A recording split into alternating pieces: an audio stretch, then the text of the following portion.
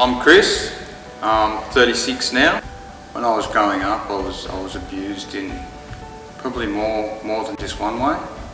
From a very young age, I was, exposed to my parents smoking pot in front of me. It was domestic violence through my father. When I was about 17, my mother, she would sit there and swap stories with me about when they were using LSD. I grew up with domestic violence in my life. And yeah, became an abuser of women myself, really, yeah. I never really had anyone to sort of teach me how to be a law-abiding citizen, I guess. Yeah, I really just done what my father had shown me how to live, I guess, just from smoking pot to getting drunk. And from there it was any drug goes, I guess, from, like I said, starting off with pot.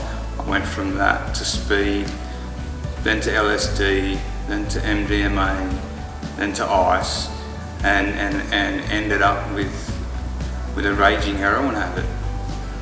And from there, your life my life just spiraled out of control. Up until then, I always worked. I always held down a good job. And once I started using heroin, it was impossible. I wake up in the morning physically sick.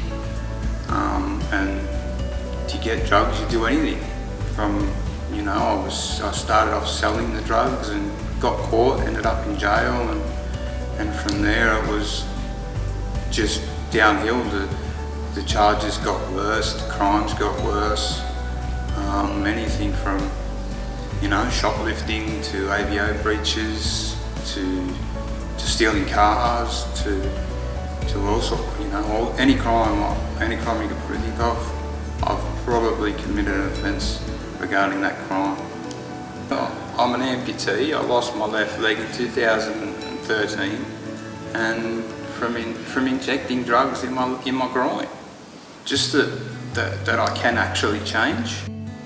And the only reason I used to use drugs, I guess, was to avoid my emotions. So I've learnt a lot of different ways to deal with those things when they come up. The second is that I'm not alone in my circumstances. There's probably a lot of other people out there that have been through the same, if not worse, as me. And the third thing, I guess, is that life just gets that little bit easier once I let God into my life. Accepted it a long time ago, but never really allowed myself to, I guess, let go and allow God into my life completely.